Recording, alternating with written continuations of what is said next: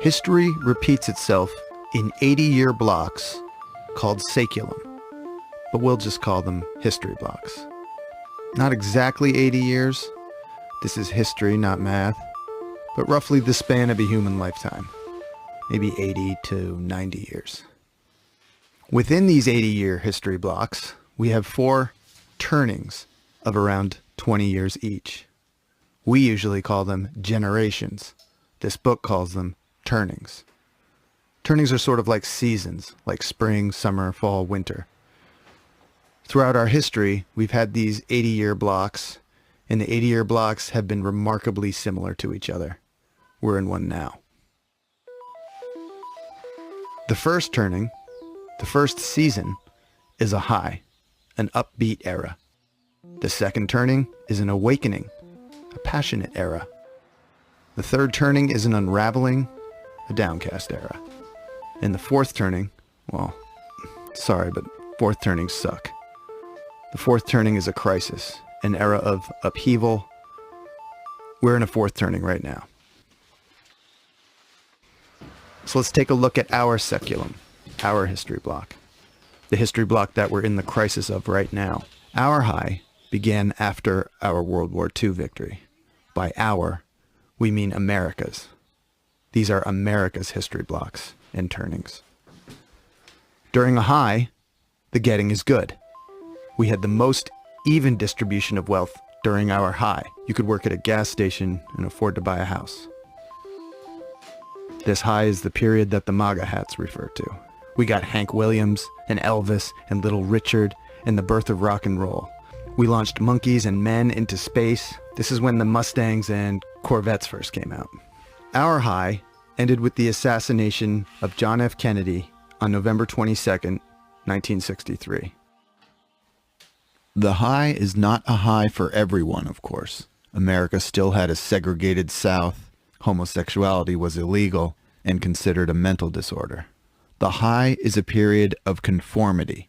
The age of nonconformity and of social justice begins during the Awakening, our passionate era. During the Awakening, we had Martin Luther King and the Civil Rights Movement, acid, Vietnam protests and Vietnam itself, the Women's Liberation Movement, Stonewall and the Gay Rights Movement, great movies, great music. This is when the first Macintosh computer came out. The Awakening is a time of increasing individualism. This second turning, this awakening, ended with the re-election of Ronald Reagan in 1984. Things get messy during the third turning, during the unraveling. We got the fall of Soviet communism and the beginning of the Russian gangster state. The greatest musicians of the time sang about violence and decay in their deteriorating cities. The LA riots, OJ, the bombing of Bosnia, and the Columbine high school shootings on the same day. September 11th, the wars in Afghanistan and Iraq. Our unraveling ended with the financial crisis of 2008. A fascinating fact about this book is that it was written during the last third turning, published in 1997. But the book predicts now, what's happening now in this fourth turning. And what's happening now is right on schedule.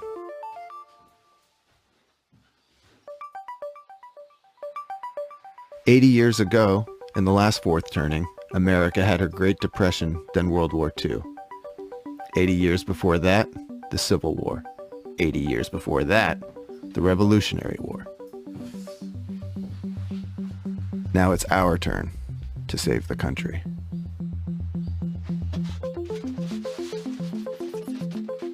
So where do you fit into all this? What's your role? It depends when you were born. Each generation, each cohort, tends to embody a specific archetype. An archetype that will move the society towards the next high. Each generation's archetype is the characteristic that will define the generation in its prime, in midlife. The boomer archetype is the prophet. Bill Gates and Steve Jobs are boomers and prophets. Both predicted that one day everyone, not just big corporations and governments, would own a computer. Gates even predicted a crisis like COVID-19 5 years beforehand. The writers of this book are boomers and prophets. Gen X is the nomad generation. The quintessential Gen Xer, Elon Musk, builds things that move us from one place to another. Rockets, electric cars, hyperloops, nomadic devices.